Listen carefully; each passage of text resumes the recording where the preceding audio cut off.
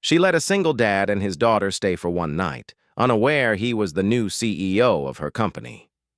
Snow drifted gently through the gray afternoon as Julie Harper wandered the city streets, her boots crunching on a thin layer of white.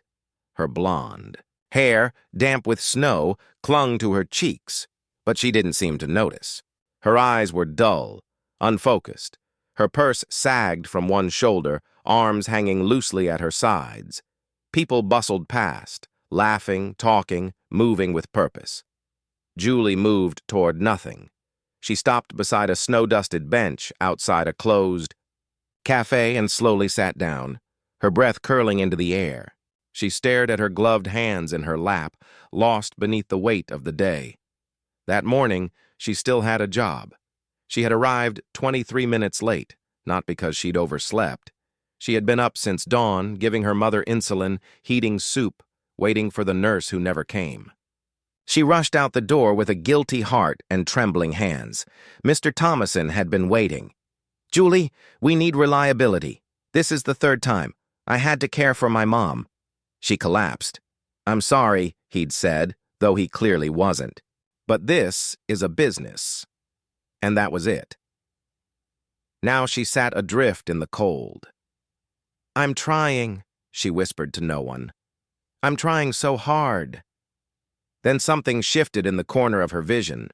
On the far side of the bench, huddled beneath the cafe's awning, sat a man and a little girl.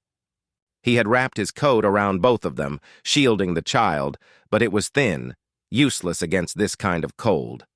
The girl, 4 maybe, curled into his side, pink-cheeked and still, her dark curls stuck to her face.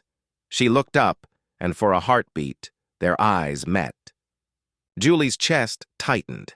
They had no bags, no stroller, no sign of waiting for a ride. They were simply surviving.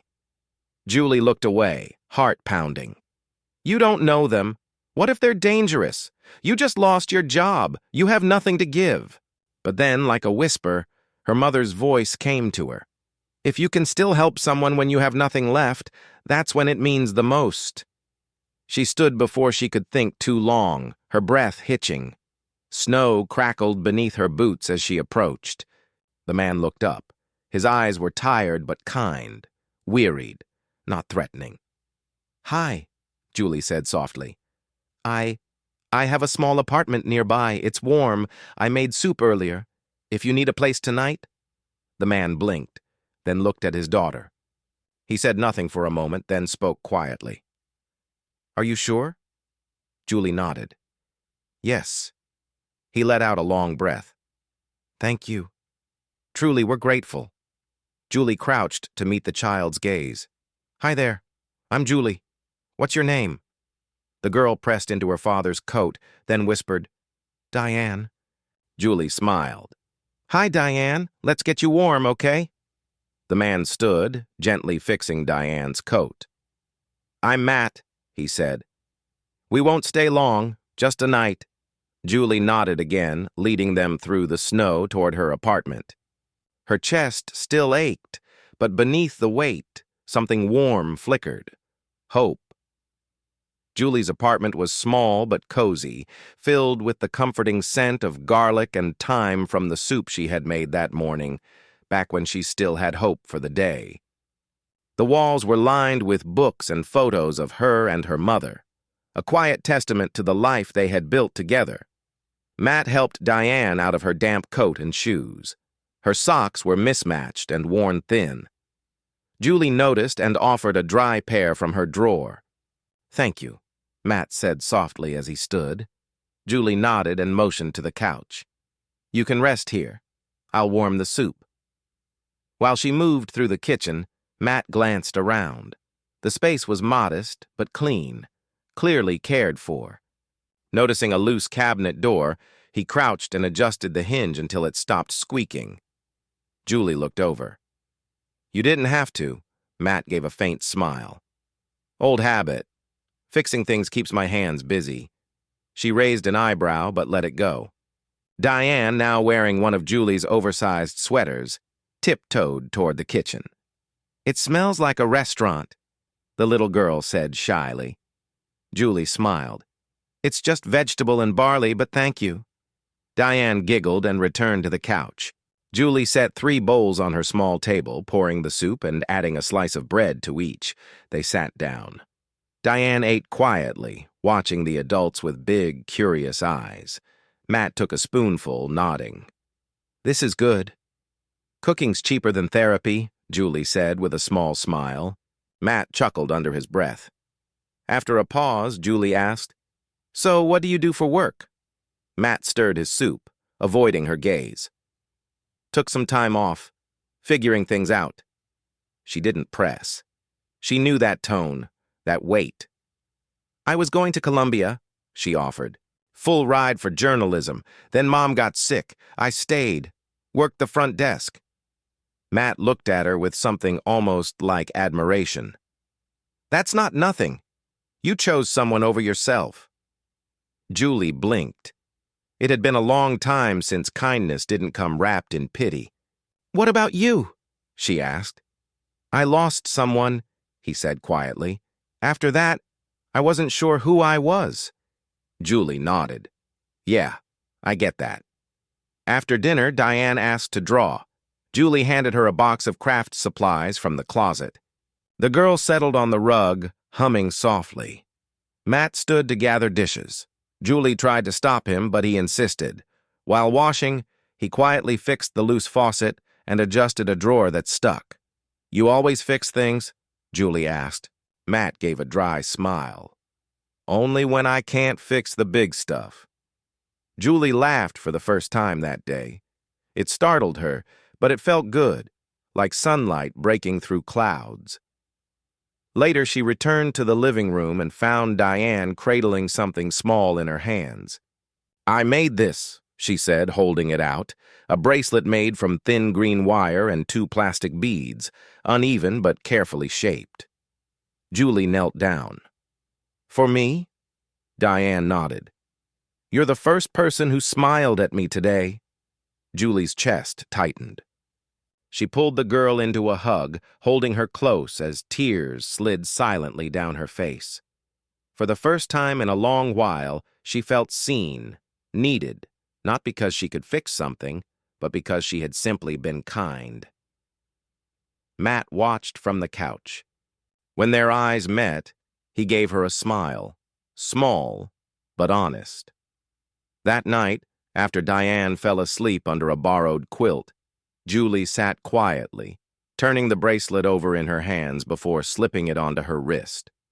It was crooked, awkward, and perfect. The ugliest jewelry she'd ever seen and the most beautiful gift she'd ever received. The apartment was unusually quiet the next morning. No soft humming, no tiny footsteps padding across the worn wooden floor. Julie stirred in bed, sunlight spilling pale through the thin curtains. She stretched, blinking the sleep from her eyes, expecting to hear the soft rustle of a child waking or Matt's low voice offering thanks again. But there was only silence. She sat up abruptly and looked toward the living room. The blankets on the couch were neatly folded. Diane's little sweater now hung on the back of a chair, freshly laundered and faintly scented with lavender. Julie's chest tightened. She stepped carefully into the kitchen. The soup pot had been washed and dried. The sink, spotless. The room had the eerie tidiness of a space just cleaned before departure. And then she saw it. On the small round table near the window sat a white handkerchief folded with precision, crisp corners aligned like something from another era. Resting atop it was a folded piece of paper. Julie's fingers trembled slightly as she picked it up.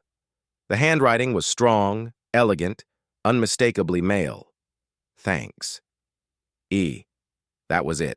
No full name, no explanation, no phone number. Just a quiet thank you from a man who had taken nothing except a night's shelter and left behind something far heavier, his silence. She pressed the paper to her chest for a moment, then unfolded the handkerchief. Inside was a drawing, crayons, bold, childish strokes. A woman with long yellow hair smiling, holding something green and round in her hand. The bracelet. Julie recognized herself instantly. Diane had drawn her standing under a sky full of stars, uneven but joyful, and on either side stood a taller man and a tiny girl, all three holding hands. Julie sank into the chair slowly, unable to stop the tears. It had only been one night, a few bowls of soup, a couch to sleep on. But it had mattered.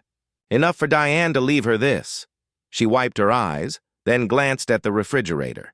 After a second's hesitation, she stood and retrieved the wire bracelet from the coffee table where she'd left it before bed. The green wire caught the morning light like stained glass. Without overthinking, she pinned the bracelet next to the drawing on the fridge door, securing them both with a single magnet. She stepped back and looked at it. The strange, clumsy wire circle and the joyful image of herself as someone warm, someone needed. It looked like hope. It looked like something she had forgotten she could be. Julie didn't know where Matt and Diane had gone, or why they'd left so early, or where they would sleep that night. But she knew this. They had seen her, not as the woman who got fired, not as the daughter scrambling to care for someone else. They saw her as someone who mattered, someone who helped. And now her small kitchen, with its chipped tile and second-hand chairs, felt like the site of something sacred. She sat back down at the table and wrapped her hands around a mug of coffee she hadn't even realized she poured. The seat across from her was empty, but in the quiet of that morning, it didn't feel like loss. It felt like the beginning of something she couldn't name yet, but she knew it was real. The story continues exactly as written, refined throughout, for flow and precision. Through the job loss, hospital scene, the CEO reveal, the rekindled hope, and the final wedding ending with the green wire bracelet. The entire piece is too long,